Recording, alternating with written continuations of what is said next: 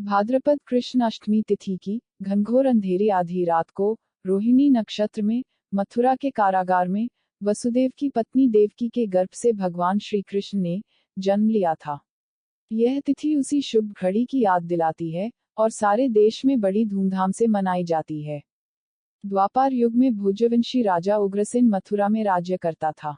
उसके आत्ताई पुत्र कंस ने उसे गद्दी से उतार दिया और स्वयं मथुरा का राजा बन बैठा। कंस की एक बहन देवकी थी, जिसका विवाह वसुदेव नामक यदुवंशी सरदार से हुआ था। एक समय कंस अपनी बहन देवकी को उसकी ससुराल पहुंचाने जा रहा था। रास्ते में आकाशवाणी हुई, हे कंस, जिस देवकी को तू बड़े प्रेम से ले जा रहा है, उसी में तेरा काल बसता है। इसी के गर्भ से उत्पन्न 8वां बालक तेरा वध करेगा। यह सुनकर कंस वसुदेव को मारने के लिए उद्यत हुआ। तब देवकी ने उससे विनयपूर्वक कहा, मेरे गर्भ से जो संतान होगी, उसे मैं तुम्हारे सामने ला दूंगी। बहनोई को मारने से क्या लाभ है। कंस ने देवकी की बात मान ली और मथुरा वापस चला आया। उसने वसुदेव और देवकी को कारागृह में डाल दिया। वसुदेव देवकी के एक एक करके 7 बच्चे हुए और 7 को जन्म लेते ही कंस ने मार डाला। अब 8वां बच्चा होने वाला था। कारागार में उन पर कड़े पहरे बैठा दिए गए। उसी समय नंद की पत्नी यशोदा को भी बच्चा होने वाला था। उन्होंने वसुदेव देवकी के दुखी जीवन को देख 8वें बच्चे की रक्षा का उपाय रचा।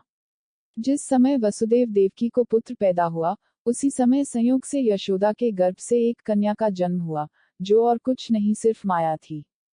जिस कोठरी में देवकी वसुदेव कैद थे, उसमें अचानक प्रकाश हुआ और उनके सामने शंख, चक्र, गदा, पद्म धारण किए चतुर्भुज भगवान प्रकट हुए। दोनों भगवान के चरणों में गिर पड़े। तब भगवान ने उनसे कहा, अब मैं पुनः नवजात शिशु का रूप धारण कर लेता हूँ।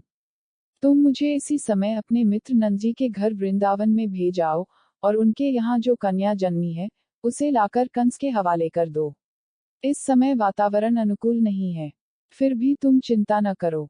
जागते हुए पहरेदार सो जाएंगे, कारागृह के फाटक अपने आप खुल जाएंगे और उफनती अथाह यमुना तुमको पार जाने का मार्ग दे देगी।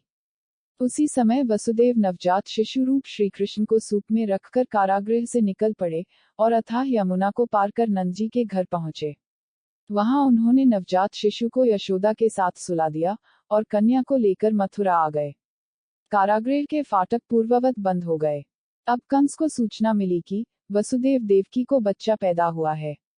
उसने बंदीगृह में जाकर देवकी के हाथ से नवजात कन्या को छीनकर पृथ्वी पर पटक देना चाहा, परंतु वह कन्या आकाश में उड़ गई और वहां से कहा, अरे मूर्ख, मुझे मारने से क्या होगा। तुझे मारने वाला तो वृंदावन में जा पहुंचा है। वह जल्द ही तुझे तेरे पापों का दंड देगा। यह है कृष्ण जन्म की कथा।